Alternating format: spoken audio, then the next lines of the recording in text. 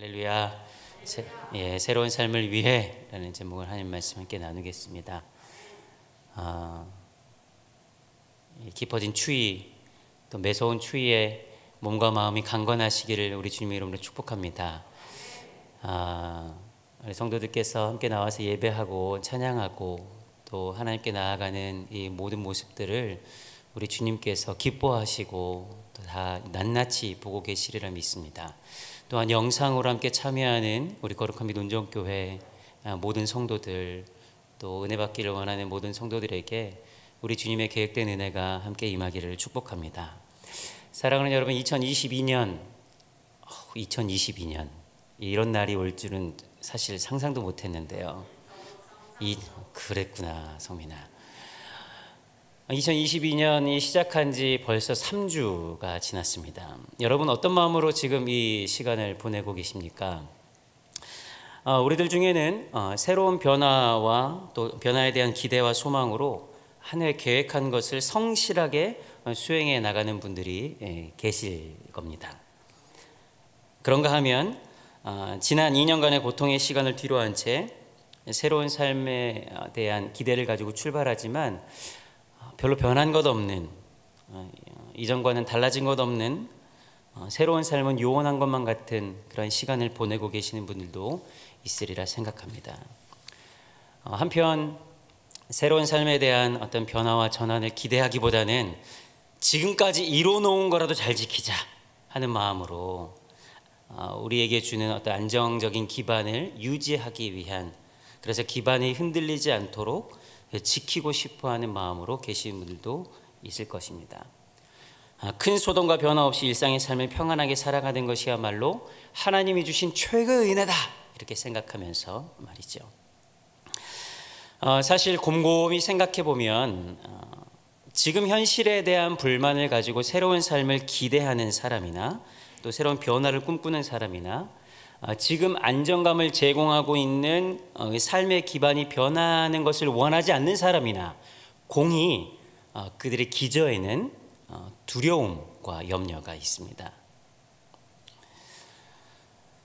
변화와 전환에 대한 갈망이 있는 사람이나 현재의 삶을 유지하려는 이 시도 역시 우리의 미래에 어떤 일이 일어날지 알지 못하기 때문에, 그러한 두려움이 우리에게 있기 때문에 그런 마음을 갖는 것이지요. 두 가지 다른 양상을 보이는, 변화를 원하는 사람과 안정을 추구하는 사람들, 지금의 안정감이 유지되기를 원하는 사람들, 이 두 가지 다른 양상을 보이는 사람들에게 있는 이 두려움이라는 공통점 이외에도 또 다른 공통점이 있습니다. 그것은 하나님께서 이렇게 주어진 삶을 살아가는 우리들에게, 또 변화된 삶을 추구하는 우리들에게 개개인의 삶의 과정을 통해서 하나님과 한 걸음 더 가까워지기를 원한다는 거예요. 여전히 우리의 존재와 상태는 두려움과 염려로 가득 차 있을지 몰라도, 그러나 우리의 상황에 맞게 하나님께서 우리를 이끄셔서 하나님과 더욱더 친밀한 관계로, 더 가까운 관계로 맺어지기를 원하신다는 거예요.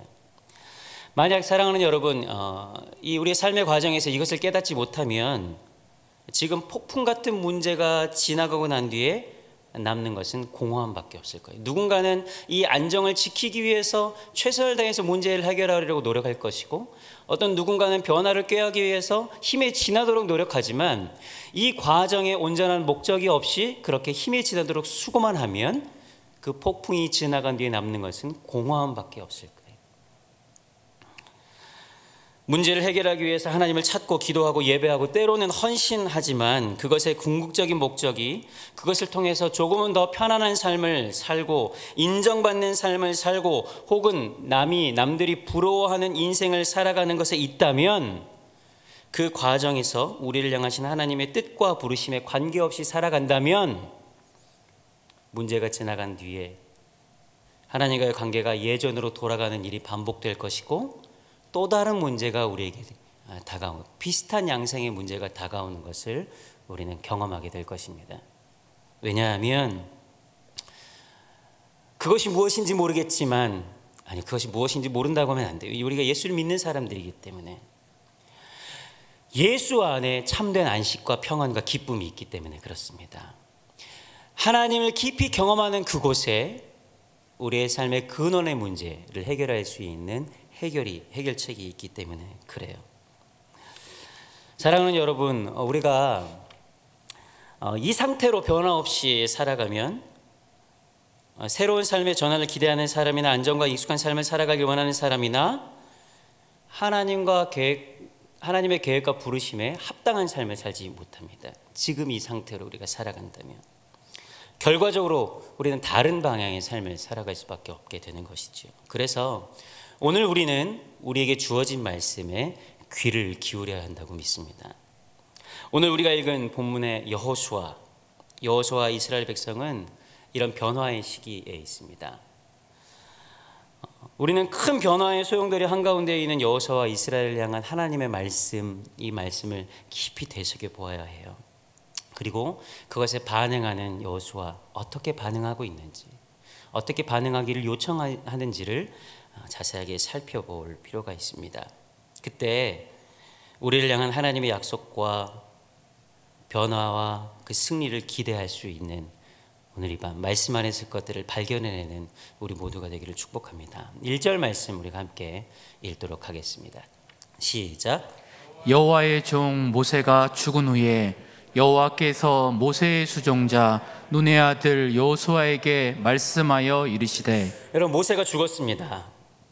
여러분, 이는 이스라엘 백성에게 있어서 크나큰 문제, 그냥 문제가 아니에요. 그냥 보통 문제가 아니라 크나큰 문제입니다.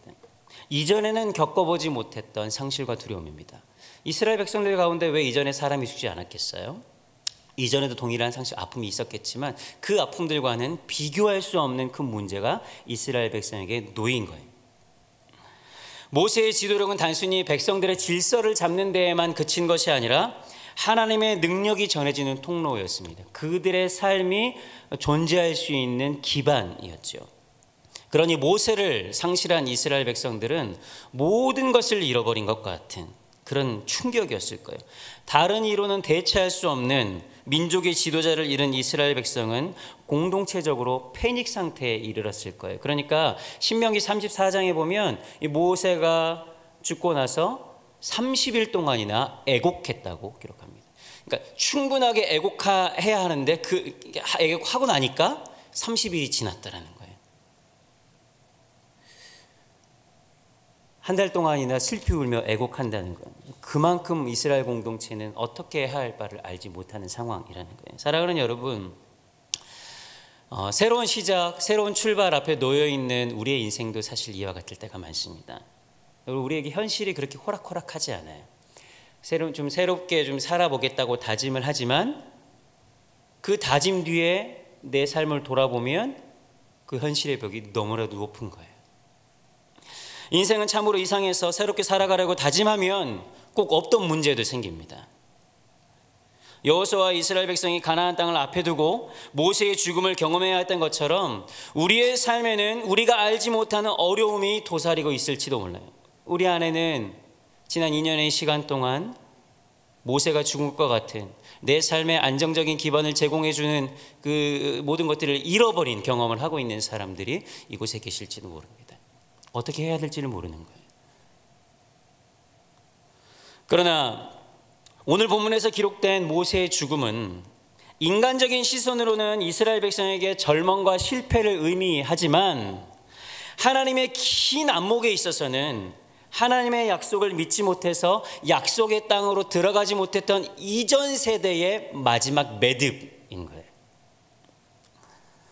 그러니 시대의 아이콘이었던, 시대의 상징이었던 이 모세의 죽음은 불순종으로 상징되는 광야 시대의 종말, 광야 시대의 매듭이었던 것이죠. 누군가에게는 패닉을 일으킬 만한, 그래서 이스라엘 백성에게는 공포를 가져다 줄 만한 큰 요인이었지만, 문제의 원인이었지만, 사실 하나님의 입장에, 하나님의 시각에서는 이제는 새로운 시대를 출발해야 하는 과거의 시대와의 단절이었던 거예요. 사랑하는 여러분, 하나님은 모세의 죽음을 끝으로 이전 세대와의 단절을 통해서 새로운 일을 시작할 시점을 열었어요. 그러나 믿음이 없는 사람들에게 모세의 죽음은 문제의 원인이었던 것이죠. 여호수아와 새로운 시대의 이스라엘이 이제 바라보아야 할 것은 지난날 이스라엘의 안정을 지탱했던 모세의 죽음이 아니라 그것을 통해서 새로운 일을 행하시고자 하는 하나님의 일, 하나님의 관점인 거예요. 톱니바퀴가 서로 맞물려 있는 것처럼 이 모세의 죽음을 통해 또 다른 내일이 열린 거예요. 사실 모세가 죽지 않고는 시작될 수 없는 일이지요.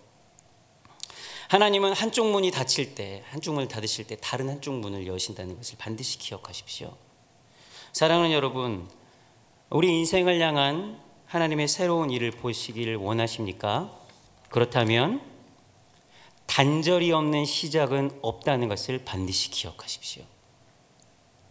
그것이 비록 이전에 내 삶을 지탱해주고 안정감을 주었던 삶의 기반이었을지라도 그것과의 결연한 이별 없이는 새로운 삶을 기대할 수는 없어요. 변화되는 내일을 꿈꾸면서 똑같은 오늘을 사는 것은 정신병적 초기 증상이다.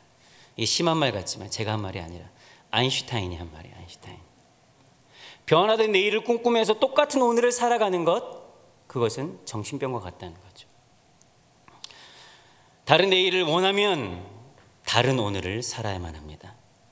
다른 내일을 만들기 위해서는 다른 오늘을 시작해야 하는 법이죠. 그러기 위해서는 이 위기로 보이는 새로운 도전 앞에 우리는 직면해야 돼요. 모세의 죽음은 여호수아와 이스라엘 백성들에게 있어서 새로운 삶을 살아야 한다는 도전이었습니다.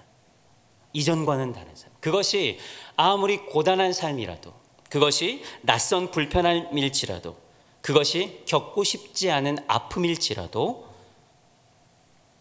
사람들에게 있어서 익숙한 방식을 거절하고 새로운 방식을 따르도록 하는 하나님의 도전이자 초청이었던 거예요. 여러분, 근데 아이러니하게도요, 이전까지 광야에서 살아가는 삶이 그렇게도 불편했는데요, 우리가 이런 새로운 도전 앞에 서게 되면 이전의 광야의 삶이 편안한 사람처럼 여겨진다니까요. 어느 한순간에 광야의 삶이 익숙했던 삶, 평안했던 삶으로 둔갑해버려요. 여러분, 이 시험과 유혹에서 이겨야 돼요. 왜냐하면 우리가 길들여져 있기 때문에. 이전의 삶에서 이 물질에만, 이 물리적인 것에만 관성이 있는 것이 아니에요. 우리 인생의 삶의 습관에도 관성이 있어서 어느 순간 결연하게 단절하지 않으면 그저 살아왔던 대로 살아가요. 이스라엘 백성이 광야로 이끌어오신 하나님의 은혜를 경험했음에도 불구하고 광야에서 며칠 고생하니까 애굽이 좋았더라 하는 거랑 비슷한 것이죠. 이제 가나안 땅을 앞에 두고 지금까지 광야 40년이 좋았더라 할 판이에요. 새로운 삶을 결단하지 않으면.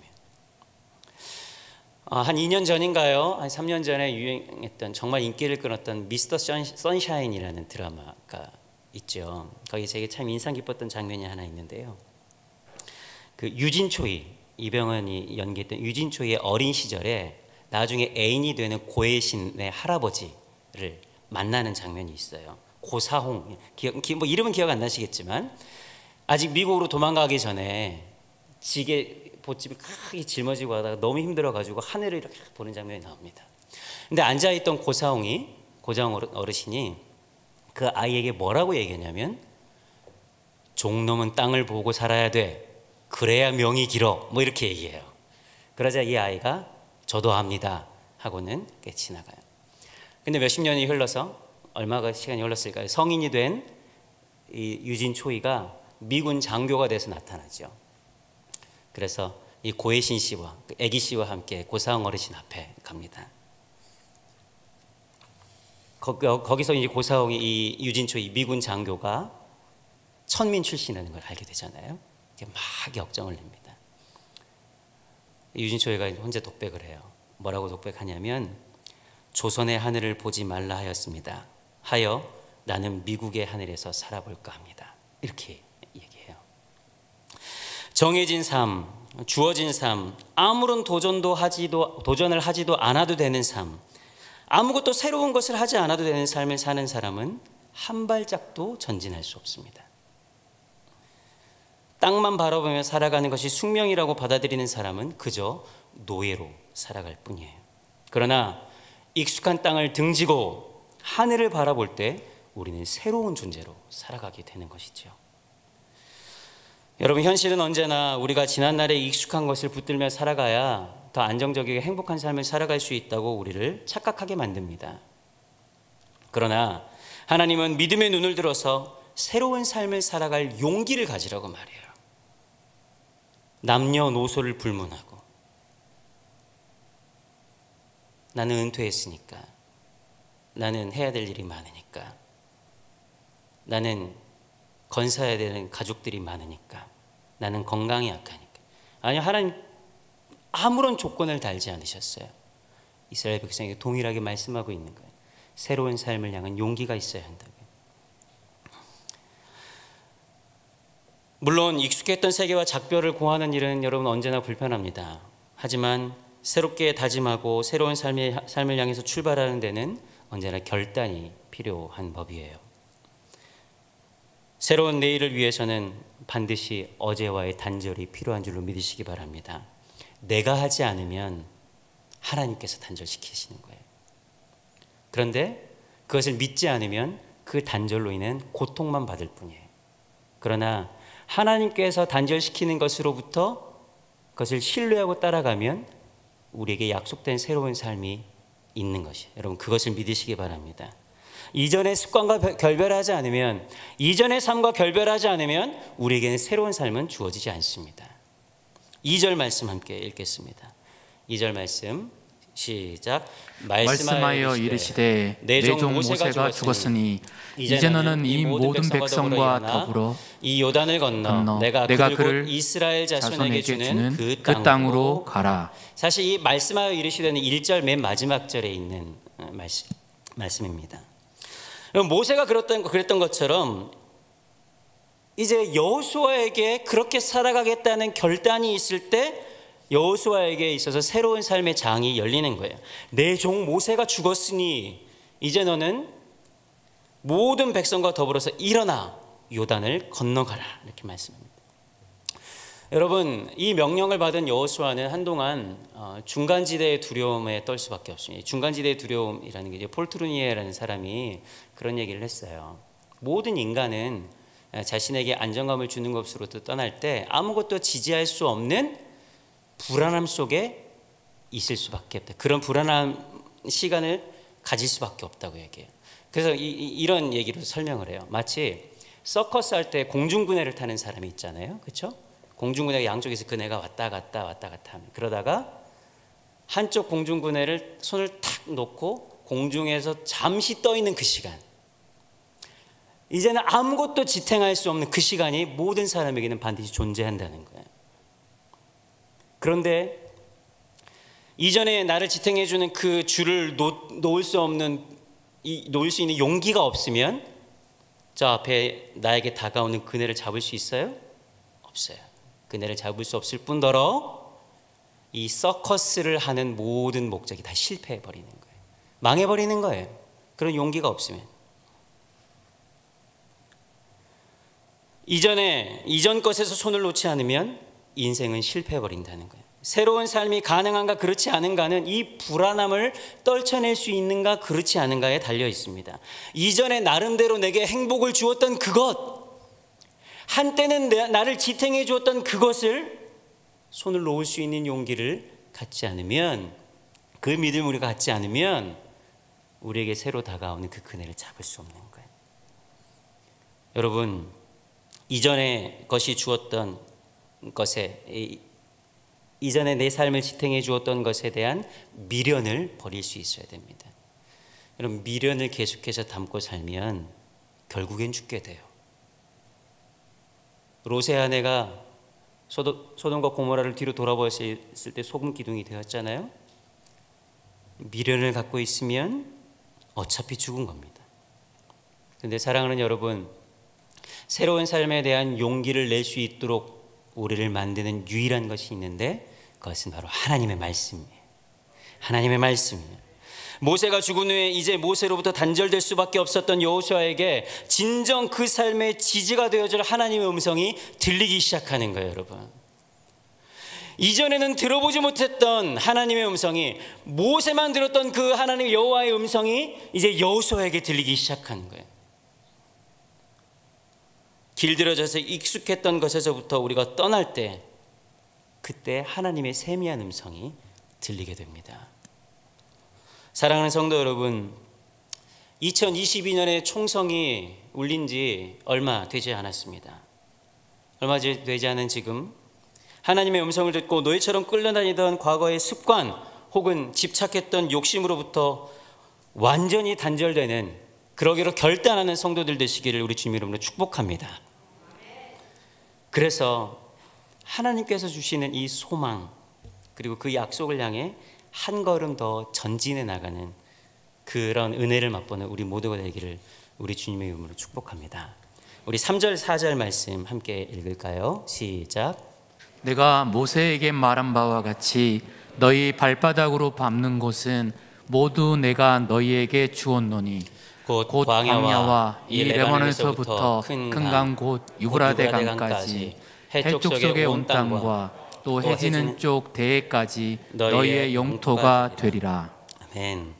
새로운 삶을 향해 나아가는 여호수아에게 주시는 하나님의 두 번째 말씀이 있는데요, 이제 과거로부터 단절되어야 새로운 것을 시작할 수 있다 그랬잖아요.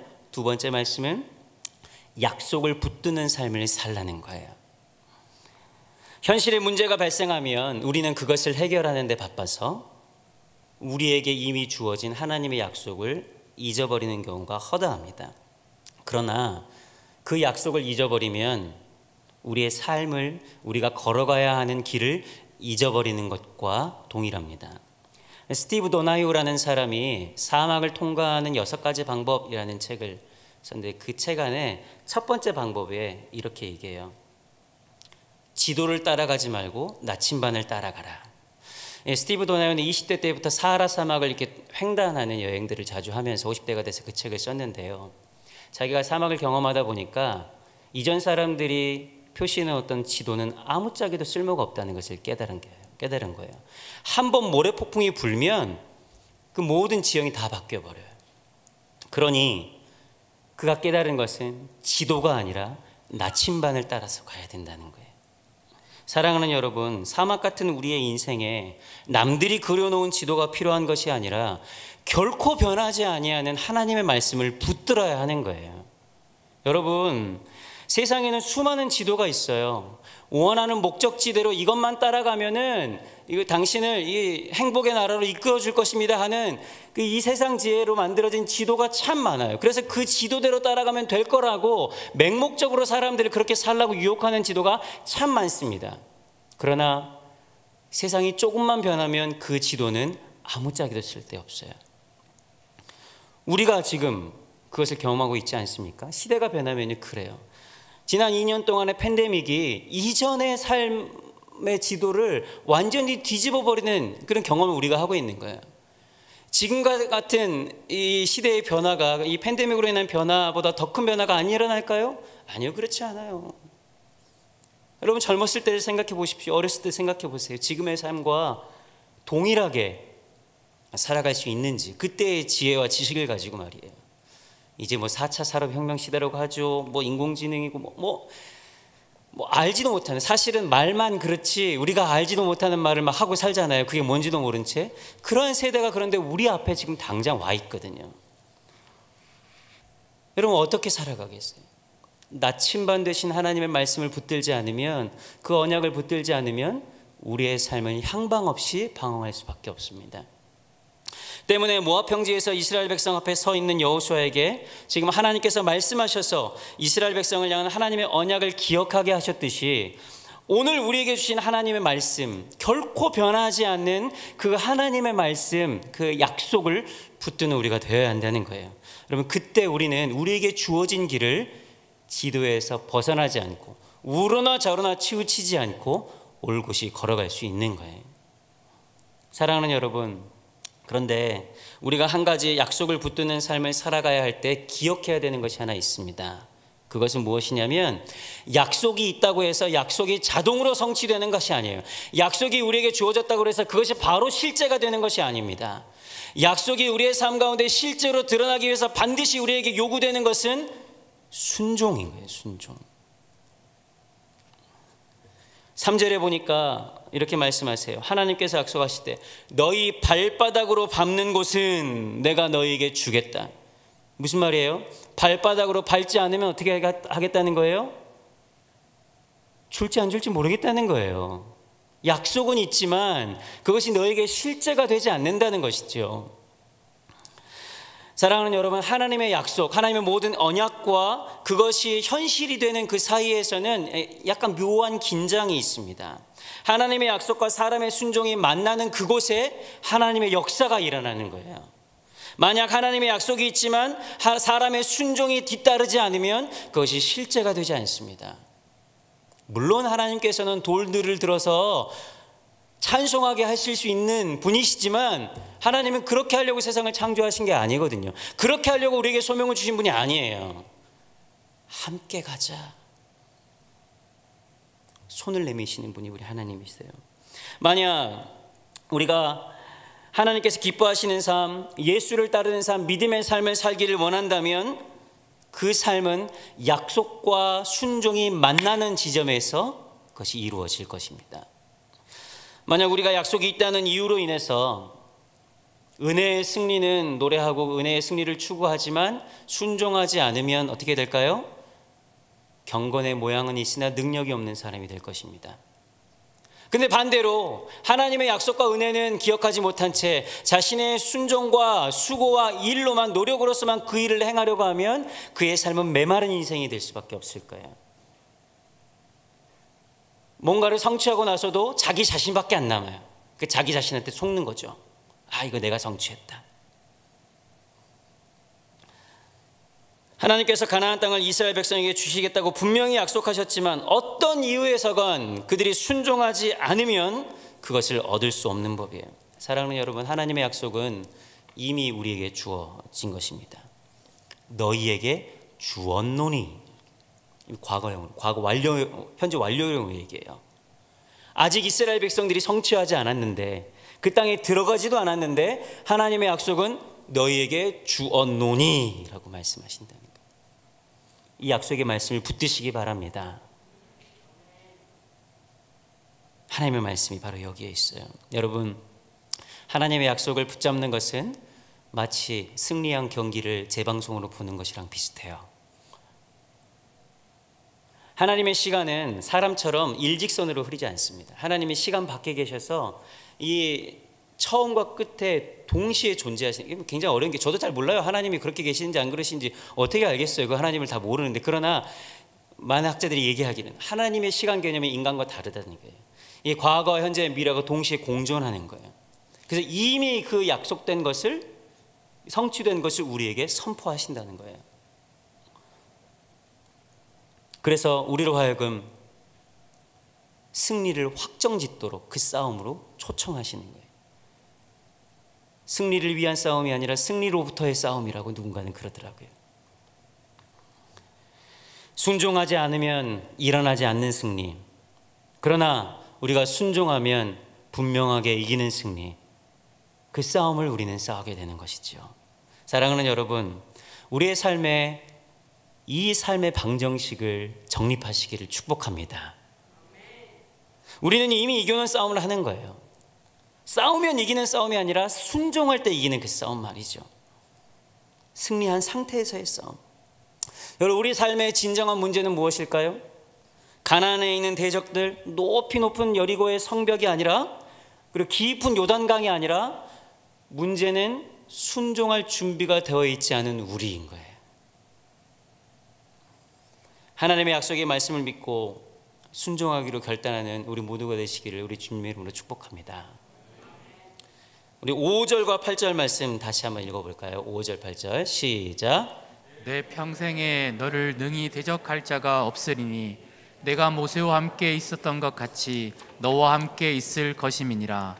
내가 너를 떠나지 아니하며 버리지 아니하리니 이 율법책을 내 입에서 떠나지 말게 하며 주야로 그것을 묵상하여 그 안에 기록된 대로 지켜 행하라. 그리하면 내 길이 평탄하게 될 것이며 내가 형통하리라. 사랑하는 여러분, 사실 여호수아는 깊은 절망감과 두려움 가운데 휩싸여 있다고 말씀드렸어요. 여러분, 오늘 짧은 본문에 하나님께서는 모세에게 강하고 담대하라는 말씀을 3번이나 하세요. 그만큼 지금 여호수아의 절망의 깊이가 깊다는 것이죠. 왜냐하면 지금까지 함께했던 모세가 사라졌기 때문에 그래요. 여러분, 여호수아가 갖는 부담감은 어떤 것이 있을까요? 여호수아가 지금 지고 있는 큰 짐은, 첫 번째는 전임자의 위대함이에요. 전임자의 그림자. 앞선 리더십의 그 거대한 그림자가 여호수아에게는 큰 짐인 거예요. 어떻게 해도 안 돼요. 어떻게 해도 모세와 비교할 수밖에 없는 자기 검열의 함정이 지금 빠질 수밖에 없는 거예요. 자기 스스로를 늘 평가하게 되고 늘 비교하게 되는 이 부담감이 여호수아에게 있지 않았겠습니까? 그런데 그것만 있는 것이 아니라 모세도 행하지 못했던 일이 그에게 태스크, 임무로 주어진 거예요. 모세도 이스라엘 백성들을 광야 40년 동안 인도하고 그저 모압 평지까지 데리고 온 게 전부예요. 이제 진짜 약속한 가나안 땅에 가보지도 못했어요. 그런데 이제 여호수아에게 그것을 하라는 거예요. 적지 않은 부담이었을 것입니다. 또 다른 부담은, 모세의 존재는 모세가 단순히 큰 지도자라는 것을 넘어서서 하나님과 이스라엘 백성 사이의 매개체였다는 거예요.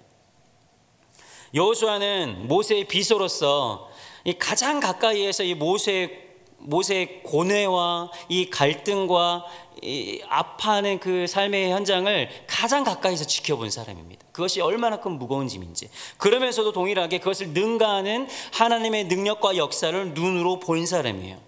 그래서 모세의 리더십은 하나님의 능력 그 자체였음을 누구보다도 잘 알고 있어요. 그런데 여호수아가 지금까지는 하나님의 음성을 직접 들어보지 못했잖아요. 그리고 그 모세가 죽었으니 여호수아가 한 걸음도 뗄 수 없는 상황이죠. 그래서 그에게 가장 필요한 것이 무엇이었을까요? 그에게 가장 요구되는 것이 무엇이었을까요? 그것은 내가 너를 결코 포기하지 않겠다는 하나님의 말씀이에요. 우리 5절 말씀 다시 한번 띄워주시겠어요? 5절 말씀에 이렇게 말씀하세요. 내 평생에 너를 능히 대적할 자가 없겠고 내가 모세와 함께 있었던 것 같이 너와 함께 있겠다는 약속의 말씀인 것이죠. 사랑하는 여러분, 제자들에게 단 하나 남겨진 예수 그리스도의 약속은 무엇입니까? 세상 끝날까지 내가 너희와 항상 함께 있으리라 하는 그 약속의 말씀 하나였어요. 그 약속의 말씀 하나를 붙들고 사자굴에 들어가는 거예요. 그 약속의 말씀 하나 붙들고 전혀 알지 못했던 땅으로 복음 하나 들고 가는 것이죠. 아무것도 보이지 않는 그 미지의 세계, 어둠의 세계, 아무런 정보도 없는 곳, 도움도 없는 그곳을 담대하게 걸어갈 수 있었던 유일한 이유는 하나님이 너와 함께 하시겠다, 너를 결코 버리지 않겠다, 너를 결코 포기하지 않겠다 하시는 하나님의 말씀이 그에게 있었기 때문에 그래요. 사랑하는 여러분, 강하고 담대하라고 명령한다고 당장 우리가 강하고 담대하게 변화될 수 없습니다. 우리와 함께 하시겠다는 하나님의 약속의 말씀을 붙들고 하나님과 동행할 때 비로소 생겨나는 마음이 바로 강하고 담대하는 마음이에요. 그래서 사랑하는 여러분, 하나님과 동행하는 것이 우리의 능력인 줄로 믿으시기 바랍니다.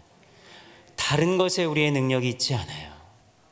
하나님과 동행하지 않고 하나님의 능력을 구한다는 것은 물이 없는 곳에서 숭늉 찾는 거랑 똑같은 거예요. 그래서 하나님은 여호수아에게 그와 동행하는 방법으로 이 율법책을 내 입에서 떠나지 말게 하라고 말씀하고 계십니다. 그래야만 우리가 하나님과 동행할 수 있기 때문에. 내일이 보이지 않는 현실에서 내가 너를 포기하지 않겠다, 너를 홀로 내버려 두지 않겠다 하는 이 하나님의 말씀보다 더 큰 보증과 더 확실한 보장이 어디에 있습니까? 칠흑 같은 어둠이 우리를 두렵게 할 수 없어요. 왜냐하면 빛보다 더 밝은 우리 주님이 우리와 함께 있기 때문에. 어두운 한가운데 있을 때 우리가 하나님의 그 손을 붙잡을 수만 있다면 우리는 결코 그 안에서 두렵지 않을 거예요. 결코 그것이 우리를 삼키지 못할 거예요. 책을 보다 보니까 이혜령 선생님이 쓴 인터뷰를 책으로 옮기는 마지막 수업이라는 책이 있습니다. 최근에 나왔는데요. 그 책을 읽어보면 초반에 이런 얘기가 있습니다. 이혜령 선생님이 우리는 빛이 되지 못한 물질의 찌꺼기, 그 몸을 가지고 사는 거라네. 그런 우리가 반물질, 영혼을 만나게 되면 어떻게 될까? 빛이 되는 거야. 인터뷰하는데 그렇게 얘기해요.